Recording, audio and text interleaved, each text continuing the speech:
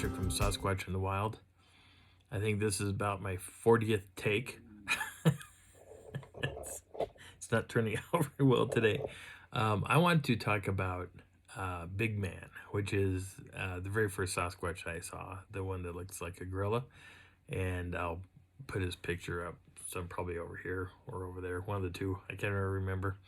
I want to describe how big his head really was, because I'm sure there's a lot of people wondering, how big was this guy's head? You know, how big is it really?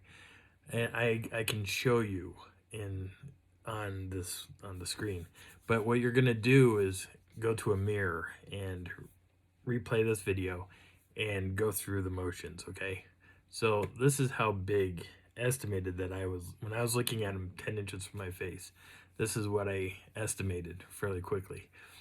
If you put your hands to your face and you go 4 inches out on both sides, and then go fingertip to finger or to the palms, that's just his face. That's nothing more than just his face. It's just his face. Okay. Then you're gonna go 4 more inches out, or technically, if you just want to cut to the chase, go 8 inches all the way out. So you got 4 inches, and you go 4 more inches out. Now, this is his head all the way down with his hair. Okay, so head and hair and face are usually 2 different dimensions, because you don't know how big their heads really are because of all the hair that's there. We don't know if the head flares out a little bit more, you know, we have no idea, no clue. But let's go through the details of the guy's face. Okay, so I've already talked about the coloring and that sort of stuff, and I may have addressed the eyes a little bit, but I'm going to address all this as much as possible. So if you look at when I can't remember, there we go. When I change my eyebrows a little bit here, you can see the lines that are kind of going across. On me, I've got technically 2 layers of lines, right? On his forehead, he had 3. His eyes, let's do the eyebrows first. The eyebrows I couldn't see. If they were there, they were colored so well to the skin tone, I didn't even notice it, if they even had it. His eyes, size-wise, were the size of my eye sockets. Not like the little tiny eyes that we've got. Their eyes were big. So, and they were separated out. So you could put a third eye potentially in the middle to make it justified, right? So this is about eye placement on the guy. His nose was pushed in. His nostrils were flared. His teeth, when you look at like the canines and stuff, like I think that's my canine. So their canines are no different than ours. They're the ones that I've seen, and in Colorado I've seen 6 different Sasquatches. Not one of them have an over-exaggerated canine, you know, like what you see like in cartoon characters or figurines that you purchase. I've never seen that. Now, I've heard in Alaska that some of them there have been known to have an oversized canine, but the ones in Colorado, I haven't seen it. And I'm not really sure what the purpose of that canine might actually be. No real reason for it. I just don't see it.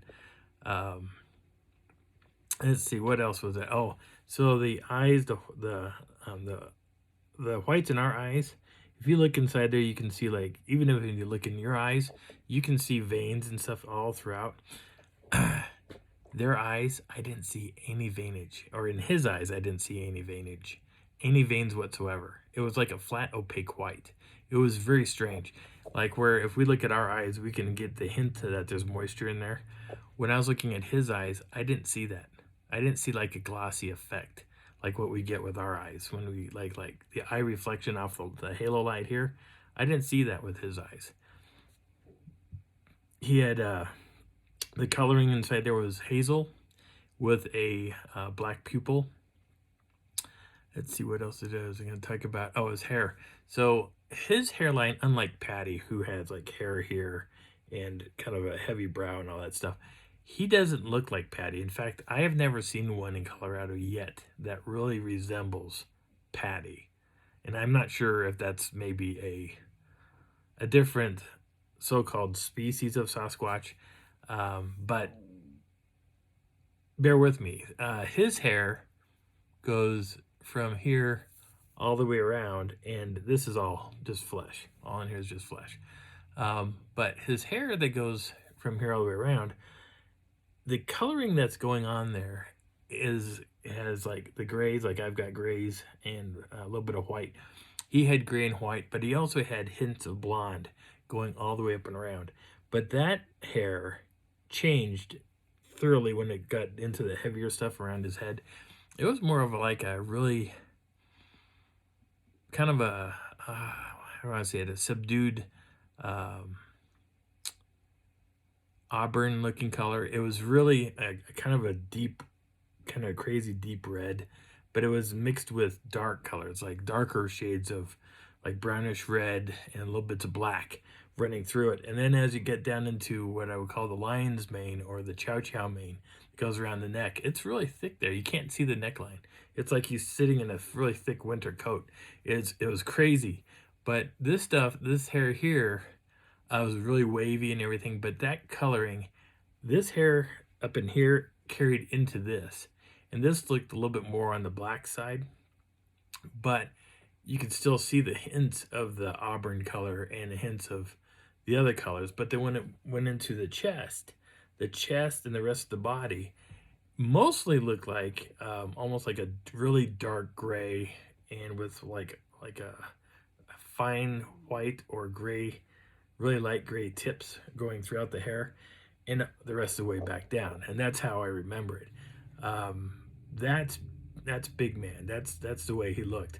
I've been out to that site a bunch of times, and one of the funny stories that I'm going to tell you right now about this, I went out there on my own, drove up, paid the fees, parked my car, and there was nobody in the park. It was me, a guy that was chopping down trees with a chainsaw, or using a chainsaw to cut down trees, and you could hear the wah, wah, wah, wah, wah, wah, wah, and the tree would fall, and he was cutting through it. I was grabbing my camera gear out, and out of nowhere, I hear, rah, just screaming, rah, rah. He was mad. I think he didn't want those trees to go down. And they chopped down the trees in the area for to sell later on in the year. And he is yelling and screaming, and I hear, wah, wah, wah, wah, wah, wah, and I hear the chainsaw drop. And a few seconds later, I see him running past me as fast as he can. Jumps in his truck. He drives all the way around to the office, gets out, runs inside, shuts the door, and locks it. In the meantime, who I think is screaming, I think is Big Man. He's still screaming. He's rah, rah, rah. And I said, dude, you can relax. He's gone. Rah. And he stops. And I went looking for him. I went looking for him through the snow, trying to figure, because there was still snow on the ground. And I was wandering around looking for him. I couldn't find him. I was like, where are you at, man? I want to see you again. Where are you at? And I wandered. I wore the same hat. I wore the same jacket to hopefully he would notice me. Couldn't find him. I don't know where he went to. I was looking for tracks on the ground. I hiked all over in that area looking for him. I couldn't find him. I have no idea where he was hiding. No idea. No clue. He could have been up on a boulder. He could have been found his way back into maybe a little hidey hole or a cave or something. And there are plenty of caves up in that park. There's a lot of overhangs that look like caves, and there's a lot of other things up in there. But one of the other things I wanted to tell you about was that Saturday after I got back from hiking up on the castle that I just talked about in the last video. I told Darla that I wanted to go into town back to Bailey and show Jim the picture of the Sasquatch, or Big Man is what I call him. I wanted to show him that. So I drove, and she said, go ahead. So I drove into town, and I got to the store, and I see his wife. I said, is Jim here? And she said, no, he's off doing errands. I'm like, oh. She goes, why? I said, I photographed what I think is a Bigfoot. And she's like, what? Can I see it? And I said, sure. So I flipped the phone over, and I'm showing her, and I said, granted, glare is not my best friend on the back of this phone, or back of this camera. And she said, no, that's fine. And so we got to a dark spot in the store, and I showed her, and she was like, oh my God, is that it? And I said, yeah, that's it. And she's like, oh my God, I've never seen one before. I was like, What do you mean you've never seen one before? She goes, I've never seen one. Jim is always going out and, Bigfooting. I've never really seen him. I'm just doing this, because this is what he likes. This is what he loves to do. And I said, oh, so you've never really seen a Sasquatch before? And she goes, no. And I said, oh, that's interesting. And he goes, well, I haven't seen one either until this weekend. And I've seen a couple, actually. And she said, you have? And I said, yeah. I saw a female earlier today. And she was like, you did? Yeah.